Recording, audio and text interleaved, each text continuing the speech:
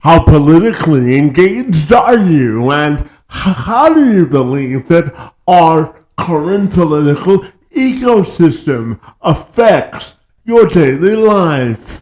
Well, for some answers to those very questions, I've got some data I'd like for you to consider. According to a 2024 study commissioned by the Pew Research Center, it found across 24 countries, a median of 74% of citizens believe politicians do not care what people like them to think or believe, while only 26% share that same sentiment of caring about the same things. They believe that politicians today are disconnected from reality. Studies have also indicated that proper and effective communication by a clip of more than 80%, which also include political and PR communications, are important to inching the needle of progress forward. This is all good news for my friend Stuart Thomson to consider. For more than 25 years, he's worked in political engagement and communication, helping his clients navigate all aspects of the political engagement and representation management process. He is a podcast host, an author, a political commentator, and blogger who believes that communication is the key to making both political and societal progress. He was recognized as the 2020 winner of Online Influencer of the Year in the Current Affairs category by Vuelio.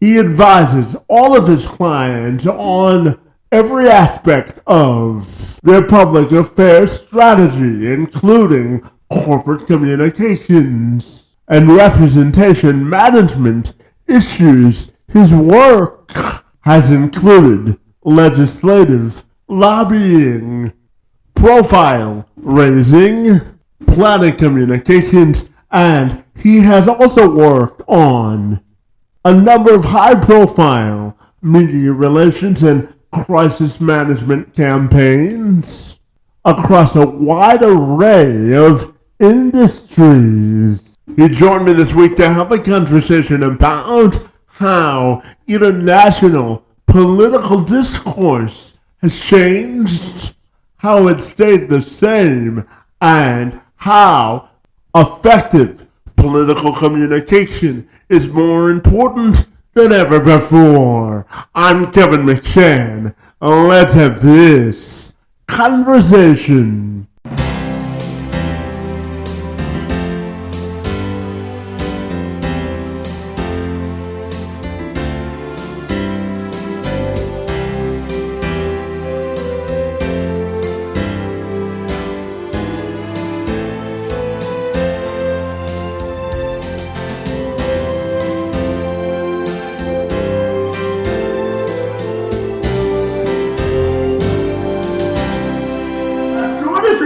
Take a moment to welcome you to the program, and I'm super excited to learn all about your experience in both public relations and politics. Great to see you, and it's great to be with you today, my friend. Thank you. No, pleasure to be here, and looking forward to the chat. Absolutely. Well, Stuart, I know that you spent more than 25 years in public relations and politics representation, and I'm curious to start our conversation by asking you, what do you think from a public relations standpoint or a public perception standpoint has contributed to sort of our political divide or a discourse over the last decade or so? What are your thoughts there, my friend?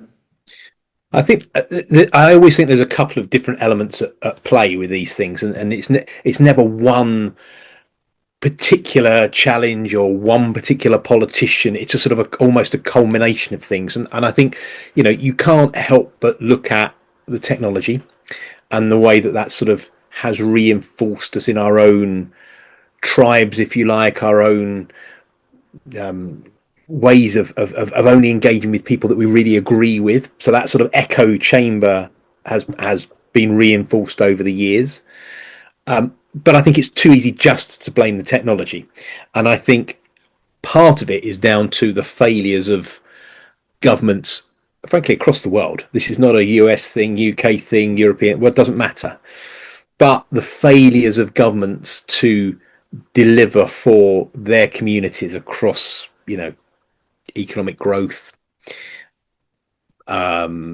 jobs, spending on social elements. It's going to vary between countries and what their priorities are. Lack of progress on the environmental credentials, all these sort of things. The fact that government hasn't achieved things that it said it will do has meant that people have been disappointed. So I think if you add disappointment to companies that seem to maybe not do quite what they're meant to do in terms of paying tax or those sort of things, and then add into that the social media and the echo chambers, I think that's sort of, for me, that's sort of why. So I say it's not just one thing, Kevin. It's a whole number of different things that almost come together to mean that we're just more polarized than we have been in the past. Yeah, absolutely. And Stuart, I'm also curious to ask you about how you help the clients from a public relations or political standpoint navigate sort of this new landscape of what we're experienced from a political or public relations standpoint. And I'm curious to ask you, how much is image and representation sort of tied together in the work that you do, my friend? Yeah, I mean that whole piece around reputation has become increasingly important in the 25, 30 years. Crikey, that's quite depressing. Anyway, this very long time that I've been doing it, reputation has become more and more fundamental, because I think partly down to the wider range and availability of media, but politicians the world over are just much more aware of the impact that standing beside, good organizations, bad organizations, individuals, etc., can have on them as a whole. So I think politicians are less willing to sort of be seen to be standing beside any organization that doesn't have a good and strong reputation. So that piece has become ever more important to the work, because frankly the better reputation that you have, the stronger generally your engagement with government will be.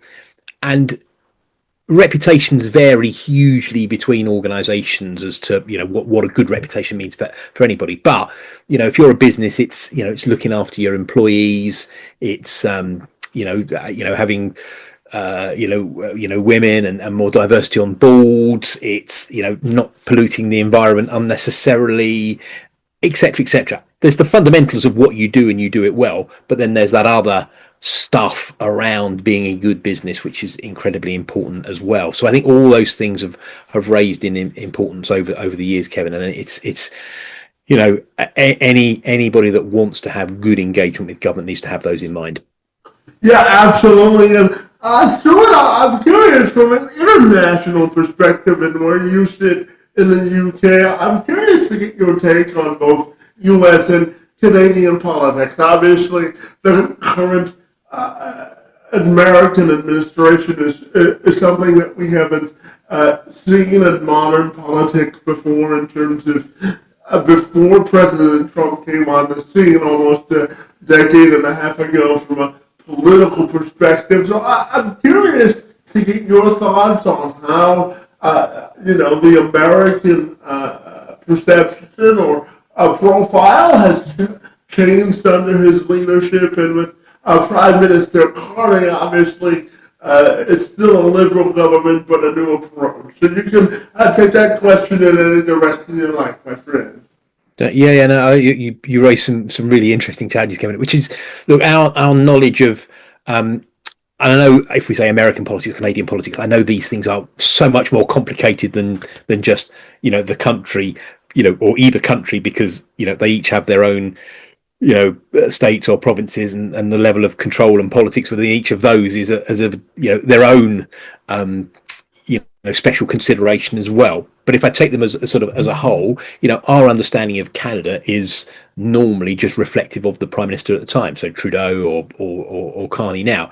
And most recently, of course, Carney did what was generally perceived to be a good speech at the World Economic Forum. So that is sort of our impression of Canada is Carney, and he's being a bit challenging towards Trump.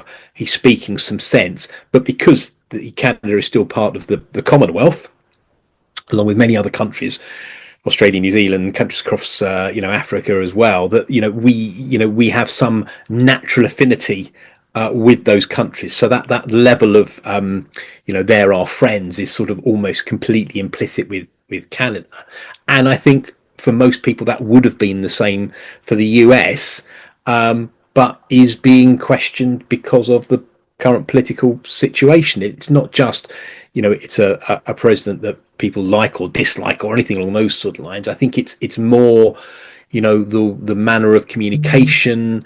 It's the challenging nature of the way that the truth is utilized. It's the images on TV and social media of ICE and those sort of behaviors as well. And look, it's not for me to comment on what is happening in America. I'm not an American citizen. I don't vote in America. It's not up to me.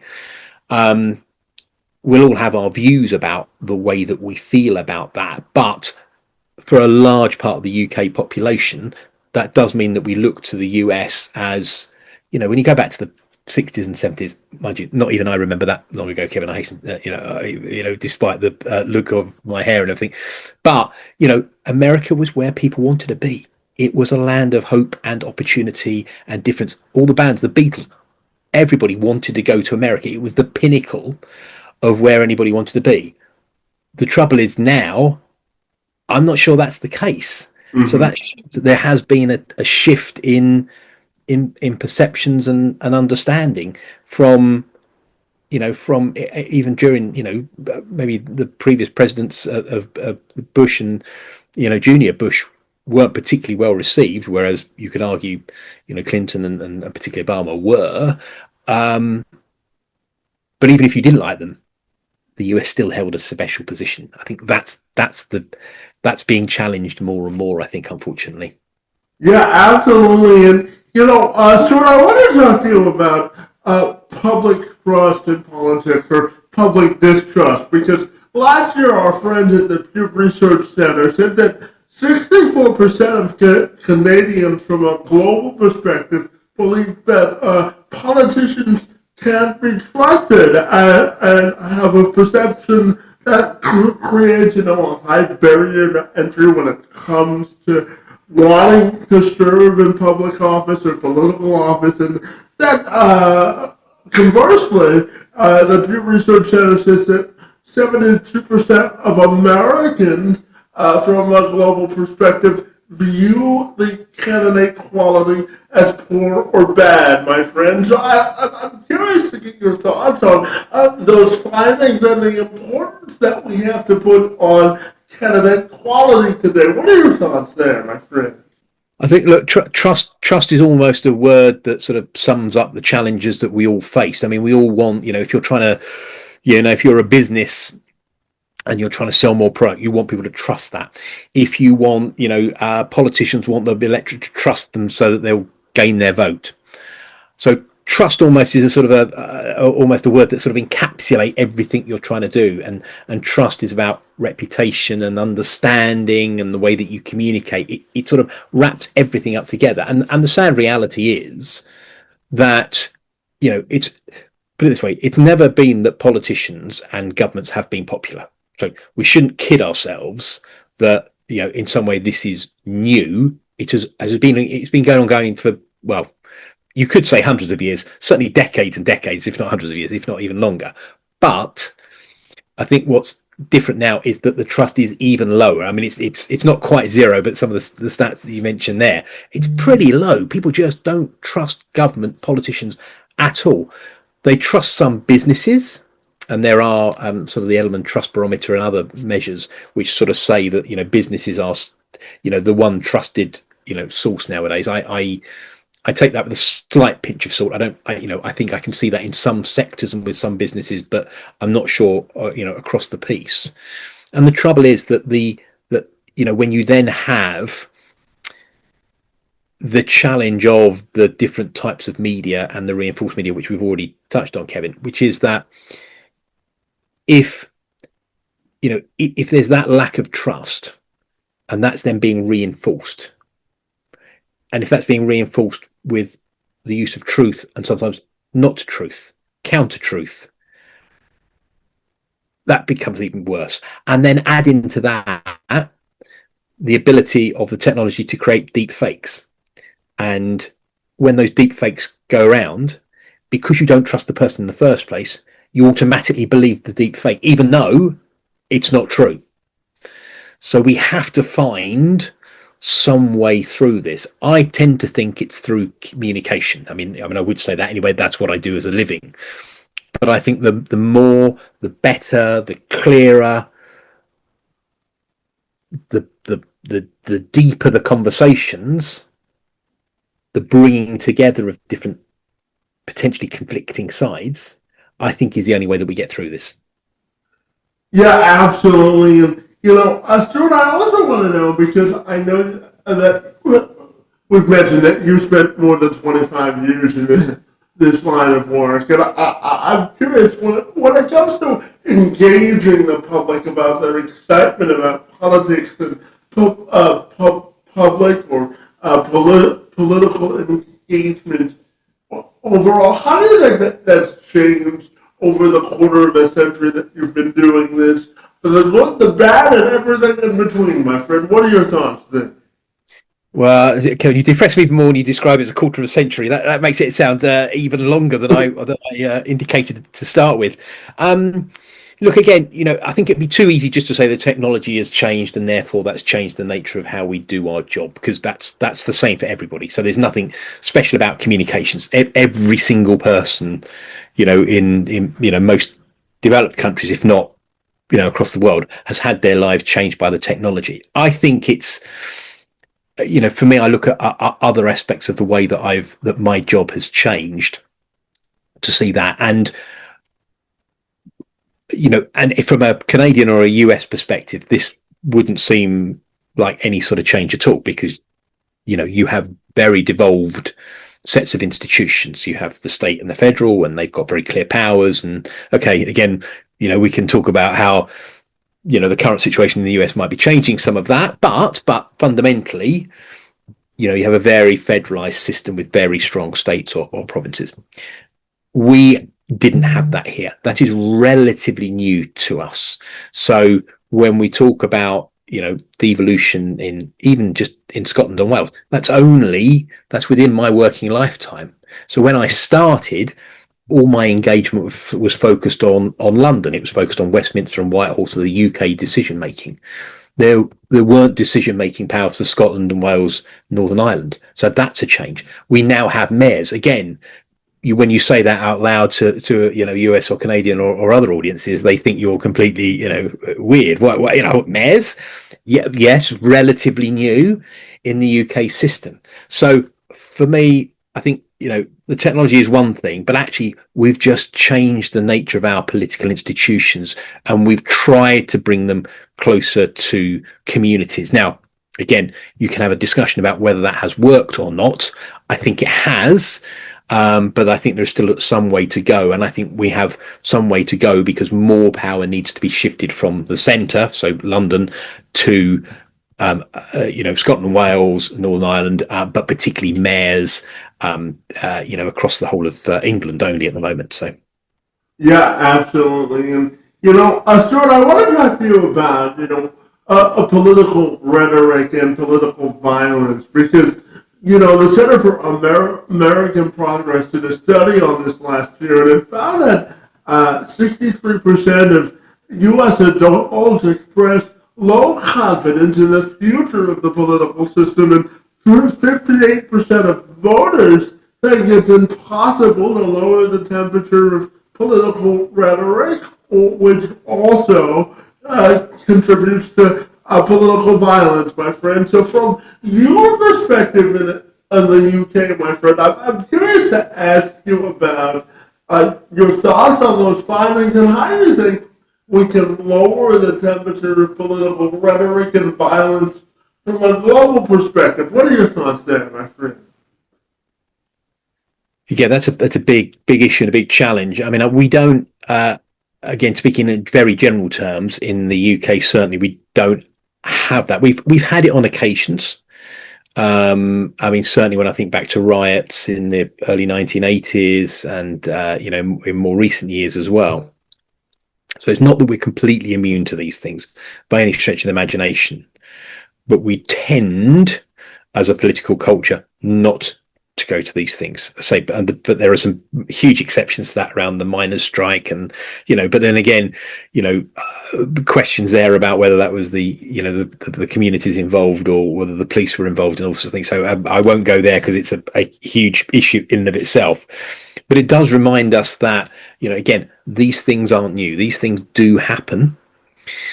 So you have to find a way to take the temperature out of these things. How do we diffuse? How do we move away? It invariably requires communication. It requires people talking to each other. The only way that you solve, I mean, again, I'm not trying to take us into whole other areas, but the only way that you get peace in the Middle East is for people to talk. The only way that we got secured peace in Northern Ireland, and when I said we didn't have political violence, actually I was thinking more about sort of day-to-day politics, but arguably we had terrorist organizations undertake bombing campaigns on mainland in the mainland in the UK. So the Irish separatists, the IRA trying to force Irish or reunification of Ireland. I massively simplify this as well, and apologies to everybody that's listening. I'm trying to push literally hundreds of years of history into about 2 seconds. So my apologies for phrasing this really badly, but we did have severe violence. So I was thinking more in the sense of, as we see currently with police or protesters, etc., which we do have, but actually that's low. But we did have a lot of political violence in terms of terrorism in the UK. But how did that get solved? And I know it's not completely solved. Again, I apologize, for massively simplifying, but through dialogue, through people coming together, through people taking a step, being grown up enough to take a step back. So, look, for me, that's where all the examples of the temperature being taken out of political violence or any sort of violence has come from. So I don't see any other examples to follow apart from people talking, learning from each other, and stepping away from the brink. Yeah, absolutely. Communication is the key to progress, my friend. And I have to ask you about your perception about effective leadership in both political and corporate settings, my friend, because I know that you have had a range of experience working with different leaders in a variety of sectors, from transport to infrastructure to financial to tech and healthcare, my friend. So I'm curious about, during your career, I'm sure that you've seen both effective and non-effective leadership. So I'm curious, how do you define effective leadership, and what role do you think effective communication plays in good leadership, my friend? Yeah, look, again, unsurprising, I would say it's pretty essential. But I mean, those leaders that engage, talk, provide clarity on what they're doing, bring people along with them, are inclusive, tend to be the ones that are more successful. Now, it's not that you can't be successful in taking a very sort of individualistic, this is the way that I'm going to do things, and that might be effective to deal with a particular challenge. But for the longer term, the ones that are more I was going to say more successful. Again, that's a very that's in the eye of the beholder, isn't it? But for those that have some longevity with them, that their teams stay in place, that there's some stability amongst the team, there's the productivity amongst the team because they want to contribute towards the overall goal of the organization. That tends to come with a leader that has clarity, communicates, engages, works with, etc., rather than, our slightly, Gordon Gekko, Wall Street sort of view of what it was to be a leader, maybe in the late 1980s, which was very sort of very masculine, really, bluff, masculine, and abrasive, and all these other sorts of things. And you tend to find that those sorts of organizations that are led in that way tend to be more successful. And I don't think it's any surprise that, again, as you tend to look at these things, again, bit of a, as a whole, and I know there will be, again, examples where this isn't the case, but female leaders tend to exemplify that more. And you tend to find that if you say a business goes through some sort of crisis, they will often turn to a female leader to try and draw them through that crisis as well, because they generally exemplify that sort of leadership. So, and I can think of leaders in my own time through businesses and in with state and public sector. Female leaders have been incredibly effective, and arguably more so than a lot of the men. But again, communication, engagement, stick to those principles, and I don't think you go far wrong. Yeah, absolutely. And Stuart, I have a two-part question for you, because I'm interested to get your perspective on, how the concept of political compromise has shifted over the years, and how we can use communication to get rid of the political partisanship or vitriol that exists in politics today. What are your thoughts there, my friend? Look, we've got a prime minister here that, when he was elected sort of 18 months or so ago, it was thought that he was a more sort of managerial sort of leader. There's this theory, I'm not sure I can state it more clearly than that. There is this sort of theory that you can have, leaders that have bags of personality, and then you can have leaders that are a bit more managerial. And we've had our charismatic prime ministers, but frankly, they crashed and burned. And, again, we don't need to talk about the personalities involved, but, pretty controversial. And then we move into a phase where there's less charisma, but more ability to deliver. So there is that theory. Now, the prime minister here is meant to be, or a prime minister that has, lower on the personality, but higher on the managerial, if we can put it like that. The trouble is, you still need some politics in that. So if we're talking about leaders in a political sense of presidents and prime ministers, you still need the politics. You still need to understand the ramifications of the decision you make. You still need to work with your colleagues to make sure that you've got the coalitions around you that provides the support when you make the difficult decisions. You need to realize, if you take decisions, what are the consequences of those decisions, and how can you reflect on them and manage the bad bits and deal with the good bits and all that. So that is a problem that all political leaders need to deal with.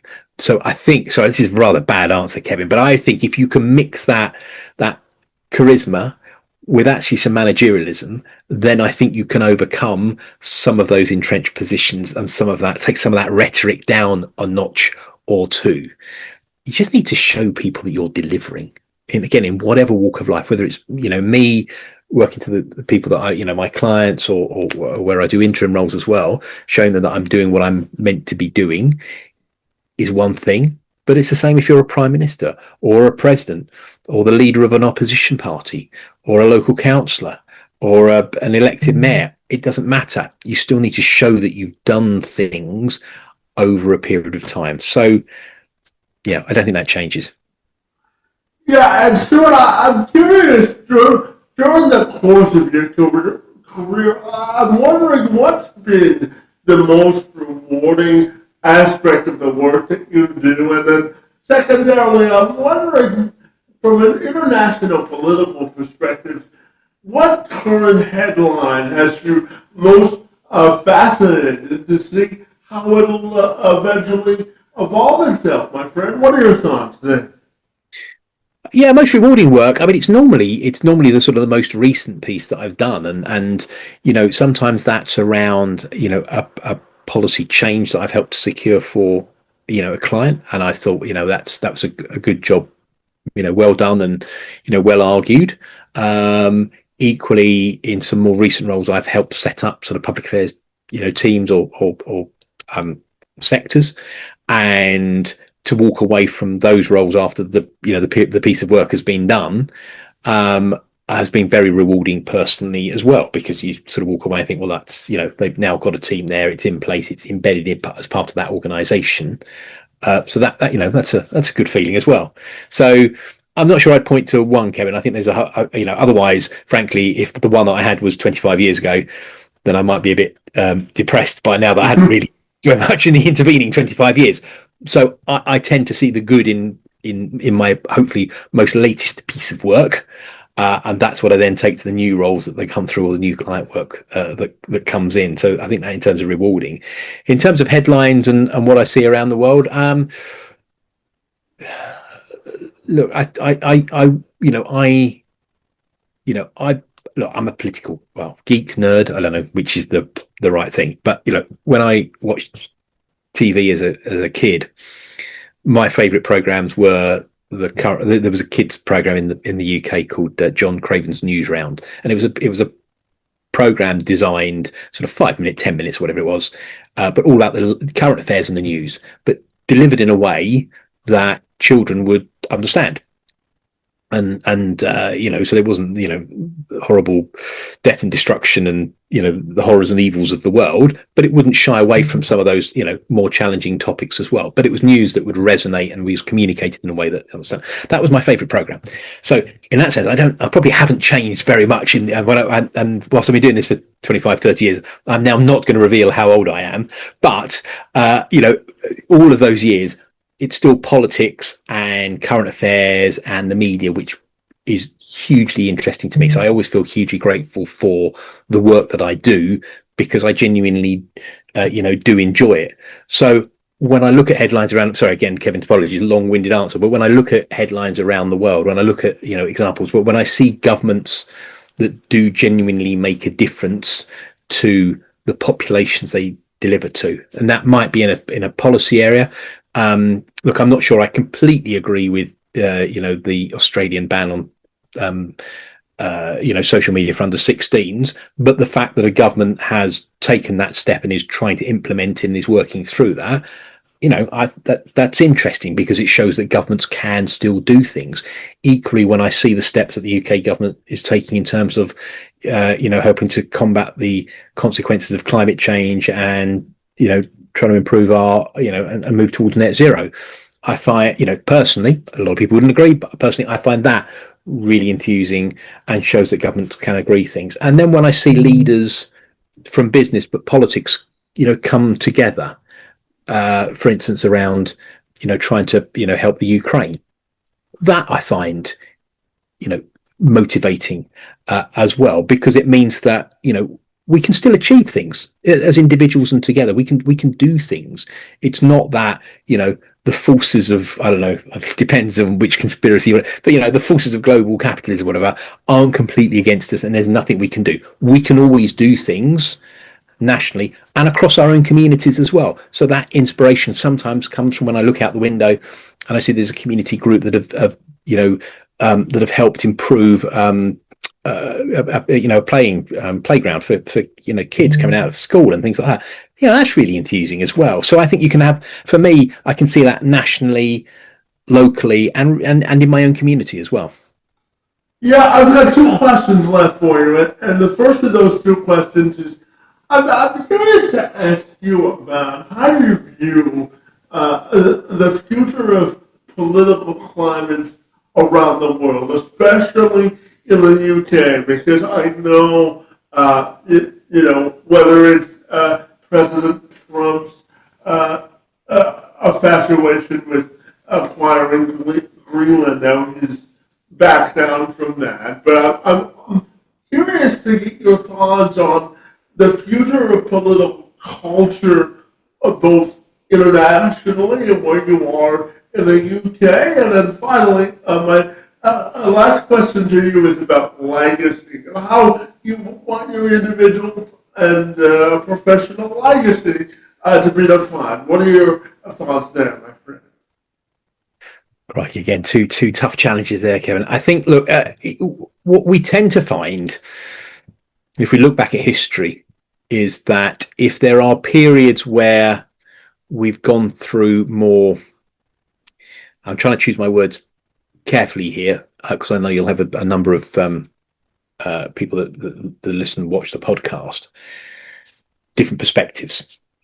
But if we tend to go to sort of more extremes on the political spectrum, left or right, doesn't matter, let's say politicians that offer what are thought of as reasonably simple answers to complexity. If only we did this, that would happen. If only we did that.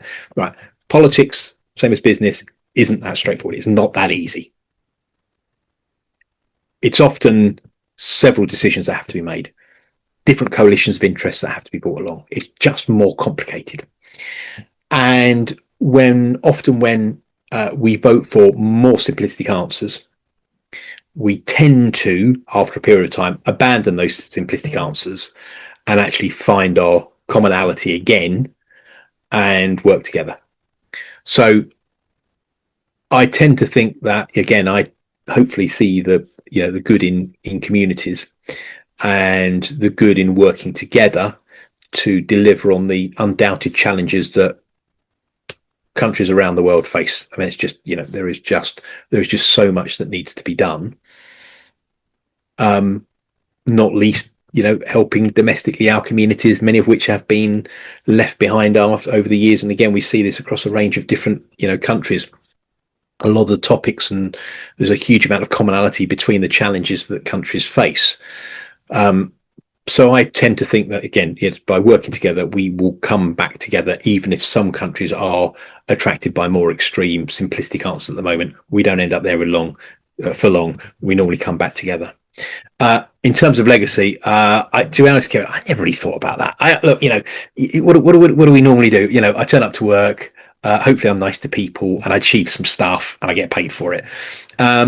If I were to point to something, and legacy, I think I wouldn't put it like that. I think just something that stays with people are the books and the podcasts. I mean, again, as you do, but the books in particular, I wrote Public Affairs in Practice, which is one of the main sort of texts, if you like, for public affairs now about 20 years ago. Some of it's a bit out of date, frankly, but a lot of it still resonates. That still goes. I still bump into people that say, I've got that on my shelf, or I got that book recently, etc. So if there's one thing that would be a legacy, I think, I say legacy for me is just overblowing it, but something that stays around is the training and the books, the fact that somewhere along the line, and the mentoring. So hopefully I've contributed what I've learned and what I know and some advice to others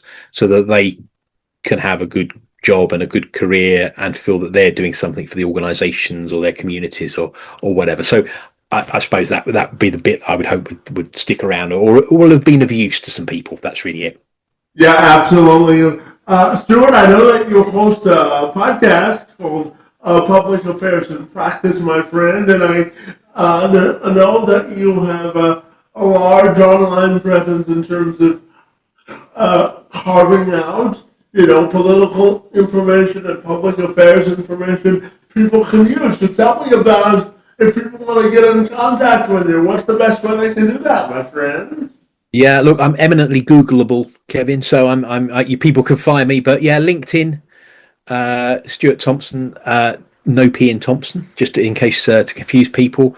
The books are available on Amazon, as you've rightly mentioned. Thank you. The Public Affairs in Practice podcast as well, available on all good channels, Apple, Spotify, Google, etc. Well, actually, I don't think Google still do podcasts, but anyway, basically your platform of choice, you'll be able to find it. And if anybody wants to have a chat, following listening to this or more generally, then I'm very happy to do so. So thanks for the opportunity, Kevin. Absolutely. Well, I want to thank you for your decades of work in both public and political engagement, my friend, and for engaging in conversation with me today. It's most appreciated. I want to thank you for being here, my friend. It's been a pleasure, and thank you for your challenging questions, Kevin. Crikey. I don't think I've ever been grilled quite so much as you've managed to do so today.